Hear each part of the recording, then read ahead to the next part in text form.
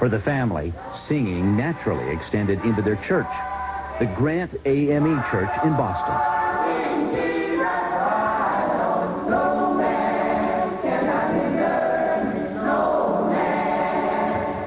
And it was there, when Donna was 10 years old, that her life changed forever.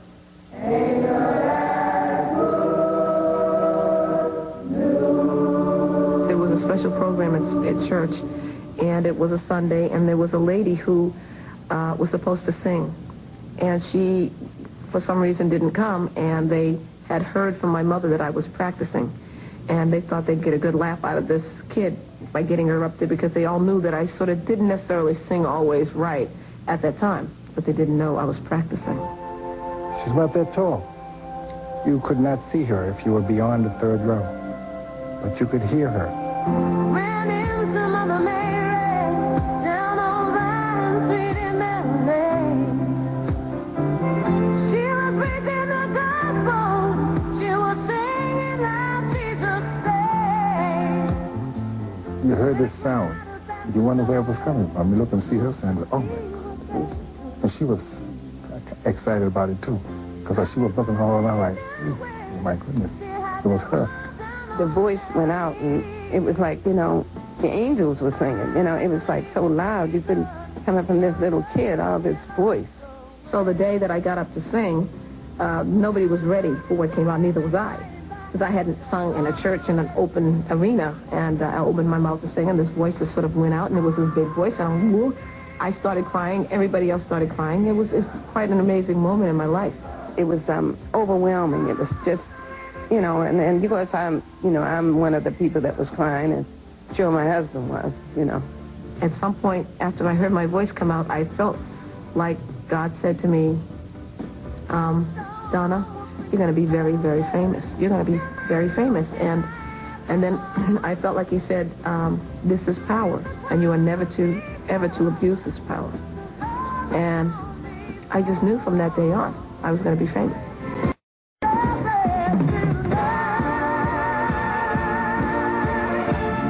What Donna didn't know was the price she'd have to pay for that fame.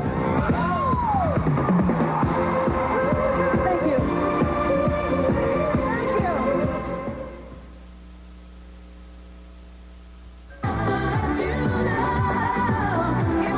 Donna says she owes much of her success to her strong family upbringing. She was the third oldest of 7 children.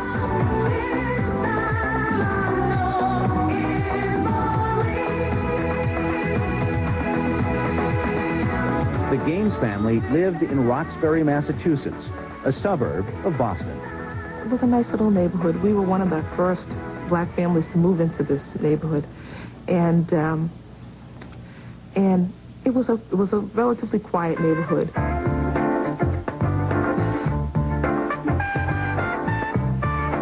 But it wasn't easy for the new big family on the block to make ends meet. We didn't have a lot. My father worked like a dog. He had 2 or 3 jobs. When I was born, he was a butcher. And I worked there for 8 or 9 hours. And then my friend, he had a little job, and he turned me on to it. You know, being custodian of a building, just checking them out and picking up the rubbish and stuff like that. And then I went to another place after that, and I stripped floors. He worked 3 jobs, but on the weekends, he really spent a lot of time with his kids. I just felt like what I had, God gave it to me, and I had to take care of it. And I had to provide for it. I never wanted to come home, and the kids said, Dad, I'm hungry. I call him the super dad. He's a dad's dad. He's the kind of guy you copy to be like a dad.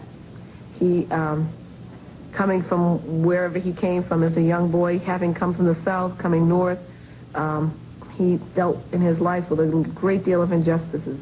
And he was someone that could have allowed himself to be beaten down and very bitter.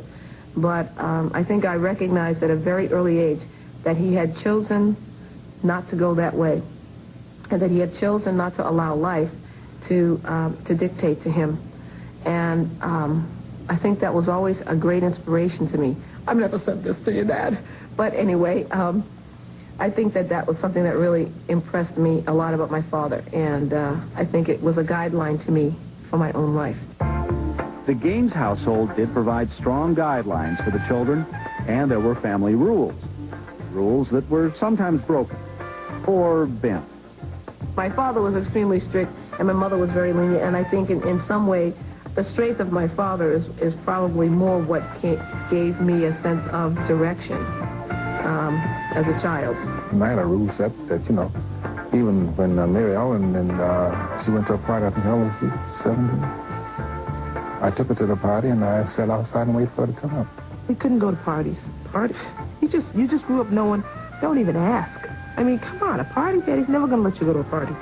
But Donna managed to go to her share of parties. But I'll let her tell you about that. I was always kind of the exception in the family, only because I was very, I wasn't rebellious against my parents in that sense. I was challenging. Donna did get away with a lot, but Donna wasn't really a bad child. Donna got away with the things she got away with because she always had an alibi. She always had a reason why she couldn't do her dishes on time or her homework wasn't completed on time. You ask yourself, who they are, like anybody else.